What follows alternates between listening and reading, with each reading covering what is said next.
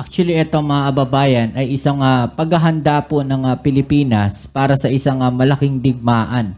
No, naghahanda po ang ating hukbong sandatahan sa pagdating ng isang malaking digmaan o malaking gera, mga kababayan. Itong mga ginagawa na to na pagsasanay nila. Paghahanda po yan, mga kababayan. No? Kasi hindi naman po pwede na nananahimik lang tayo, no, na steady pulso lang tayo. What if kung bigla tayong salakayin ng China? Dahil alam naman natin yung China, napakainit po niyan sa Pilipinas. Diba? Gigil na gigil din yan sa Pilipinas. What if kung salakayin ng China ang Taiwan? Pwede tayong madamay dyan.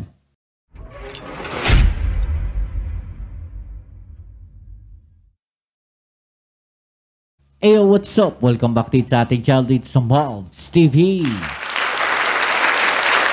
Alright, so tayo nagbabalik ulit mga babayan at ngayon pag-uusapan natin itong patuloy na pagpapalakas po ng hukbong sandatahan ng Pilipinas at ang Philippine Coast Guard mga kababayan ay muling bibili ng 5 barko mula po sa Japan. Alright, maganda yan mga kababayan kasi alam naman natin na talagang kailangan po ng ating Philippine Coast Guard ng mga barko na magpapatrolya dyan sa West Philippine Sea. At isa po ito mga kababayan sa talagang napakagandang ginawa at proyekto ng ating Pangulong Bongbong Marcos dahil tinutupad lang po niya mga kababayan ang kanyang pangako sa mga Pilipino na hindi natin isusuko sa China ang kahit isang pulgada lang ng ating karapatan o teritoryo diyan sa West Philippine Sea. Okay, so yan ang ating alamin at pag-uusapan. Pero syempre, eto pa mga kababayan, mga panibagong BrahMos missile i-deliver na mula sa India. Magwawala ang China nito mga kababayan, iiyak na naman yung mga yan. At sa balikatan exercises naman po, kauna-unahang integrated air and missile defense ginamit sa balikatan ngayon. Grabe napakalakas ng balikatan exercises ngayon mga babayan. Kaya inggit na inggit at galit na galit itong China. Gustong-gusto nilang sumali. Yan ang ating alamin at pag-uusapan. Pero syempre bago ang lahat, please don't forget to subscribe. Paki-like naman po ang ating video. At syempre, shoutouts tayo sa mga subscribers nating bago dyan. Sa mga patuloy na nakasuporta. Shoutouts po. Maraming salamat po sa inyo. Alright, so huwag na natin patagalin to mga tol. At umpisahan na natin. Let's go. Yung pagbisita ni Admiral Sigochi sa atin ay part ng ating long-standing maritime cooperation sa kanila. Patuloy na pagpapalakas ng Philippine Coast Guard. Ito ang isa sa tinalakay sa bilateral meeting kaninang umaga ni PCG Commandant Admiral Ronnie Hilgaban at Japan Coast Guard Commandant Admiral Siguchi Yoshio. Dito na pag-usapan ang pagkakaroon ng maritime capacity building at training activities ng dalawang magkaalyadong bansa. Ito yung BRP Teresa Magbanwa MRRB 9701 na isa sa pinakamalaking barko ng Philippine Coast Guard sa kasalukuyan. At sa mga misyon nito sa West Philippine Sea, nasubukan na ng PCG ang endurance nito, kung kaya't plano ng PCG na madagdagan ang ganitong uri ng barko. Same class ng Teresa Magbanwa, bibili pa tayo ng 5. Ayon sa schedule, by late 2027, ma-receive na natin yung una sa 5 vessels. Sa kasalukuyan, ang BRP Teresa Magbanwa at BRP Melchor Aquino pa lang ang 97-meter na multi-role response vessel na mayroon ng PCG. May endurance ito na kayang umabot sa 15 araw at bilis na 24 knots. Kabilang din sa pinag-usapan sa bilateral meeting ng dalawang commandant ay ang maritime capacity at development support facility ng Pilipinas at Japan. Pag-usapan namin na mas lalo pa nating paigtingin yung people-to-people exchanges. Bibisita kami sa kanila, bibisita sila dito. Itutuloy natin yung, at kung pwede pang damihan yung mga officers na mag-train dun sa Japan. Ipinakita rin sa JCG at PCG ang resulta ng pagsasanay ng kanilang mga tauhan patungkol sa arresting techniques. Nakikita naman ng Japan Coast Guard na posible na rin maging trainer ang mga tauhan ng PCG. At kanina napansin niya rin na it can be one of the innovations doon sa cooperative teams na nagkakandak ng training ngayon. Baka yung Philippine Coast Guard personnel na na-train nila ay sumama na rin doon sa mga trainers na umiikot. Sinabi pa ni Admiral Gaban na tumutulong ang JCG sa feasibility study sa mga posibleng maging base ng Philippine Coast Guard. Benedict Samson, UNTV News and Rescue. Grabe, no? Imagine ninyo mga kababayan, no, na yung mga tauhan natin, no, sa Philippine Coast Guard, ganong kataas ang tiwala, no, netong Japan Coast Guard, na kung saan isasama na sila, no, doon sa mga trainers po nila. Grabe. So, ibig lamang sabihin yan, mga kababayan, ganong kataas ang level, no, ng mga tauhan natin o mga opisyales o yung mga nandiyan po, no, sa Philippine Coast Guard, at hindi po yan na basta-basta dahil Japan Coast Guard mismo ang nagsabi, no, na po pwede silang isama, no, na maging trainer, no, sa Japan Coast Guard. At pagka ganyan mga kababayan, mas lalakas ang ating Philippine Coast Guard dahil imagine ninyo yung itinuturo nila, no, doon sa Japan Coast Guard, yung natutunan nila sa Japan Coast Guard ay po pwede rin nilang ituro, no, dito po sa Philippine Coast Guard natin. Ayan, sa iba pa mga balita mga kababayan, ito yung isa sa iiyakan ng China. No, dahil mga BrahMos missile po mula sa India mga kababayan, no, ay parating na ang mga panibagong delivery dito sa ating bansa. Okay, so alamin natin itong balita na to. Inaasahan magiging bahagi rin ng Balikatan Exercises 2025 ang BrahMos missiles na nakatakdang dumating sa Pilipinas. Ang detalye sa balitang pambansa ni Patrick De Jesus ng PTV Manila. Mismong si Defense Secretary Gilberto Teodoro Jr. ang nagkumpirma na parating sa Pilipinas ang panibagong delivery ng BrahMos missiles mula India. Sabi ng kalihim, inihahanda na ang paglalagyan ng mga karagdagang missile.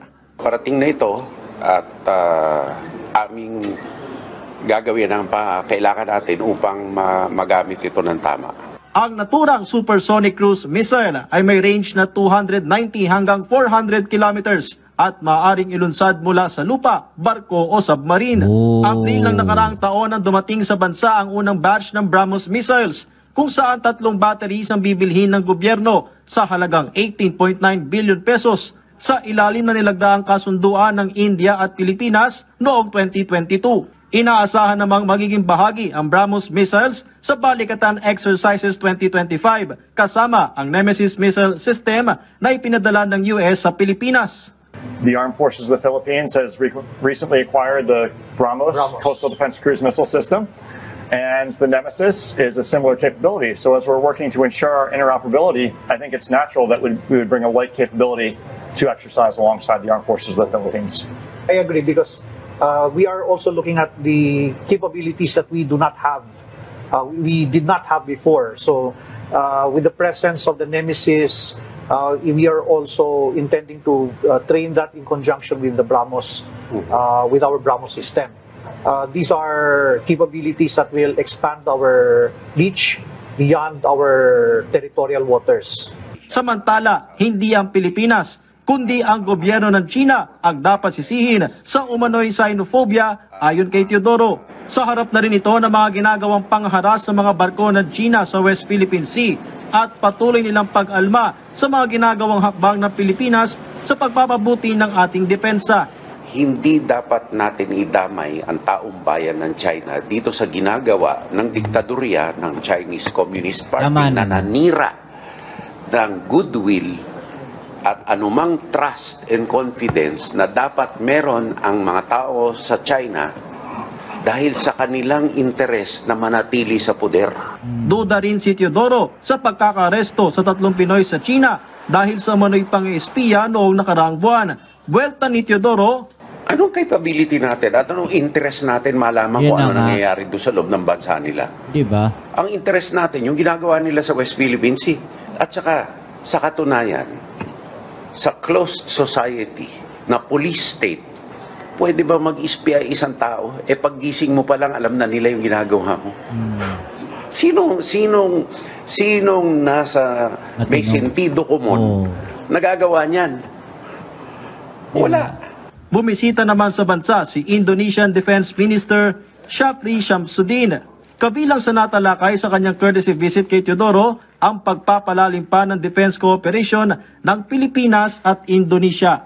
Mula sa People's Television. Yan mga kababayan, no? At ito pa, no, dagdagan natin dahil muling nagpakita, no, ng puwersa, no, ang puwersa ng Amerika at ng Pilipinas sa kabaligatan exercises. At itong kauna-unahang integrated air and missile defense, no, ang kanilang ginawa dito. Okay, so panoorin natin 'to mga tol.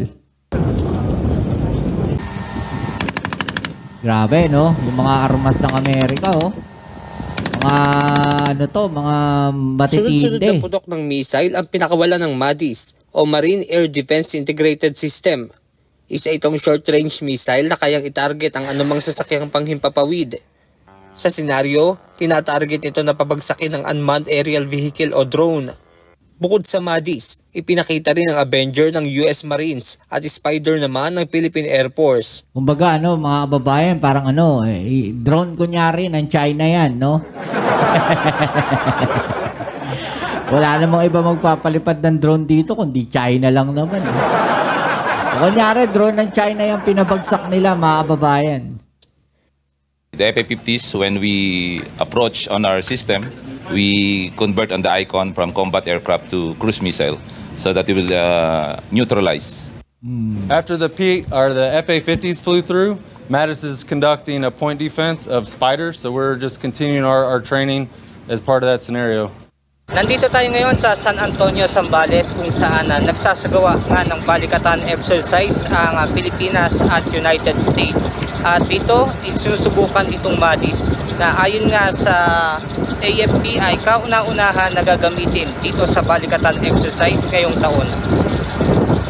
The MADIS is a new system that we brought to the Philippines this year at the permission of the Armed Forces of the Philippines, and we will be operating it alongside our Philippine Air Force partners. Kaya naman ang Philippine Air Force, hindi isinasantabi ang pagkakaroon ng ganitong uri ng defense system. Yes, the Philippines right now is considering we call it the layered air defense, from BSHORAD, very short-range air defense to short-range air defense to long-range air defense.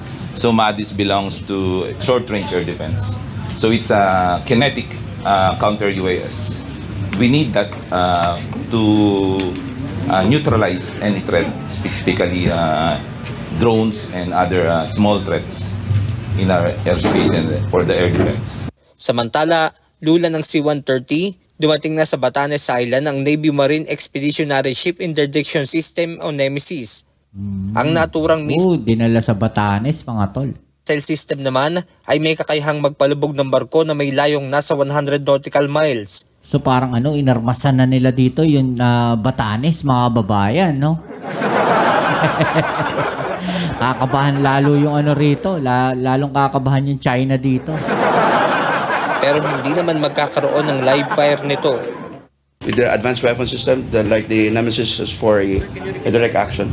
So basically, there will be no live fire as of the moment. All of these are undergoing, or the AFP is undergoing familiarization with a particular weapon system. The importance of the Nemesis is it's part and parcel to our formation. So where you see a Marine Littoral Regiment, you will see Nemesis, you will see MADIS, you will see air control radars, you'll see sensors, you'll see UAVs. That is the uniqueness of the weapon system, and it's part of our formation, and it's part of training with our brothers and sisters in the Armed Forces of the Philippines. Actually, ito mga kababayan ay isang paghahanda po ng Pilipinas para sa isang malaking digmaan.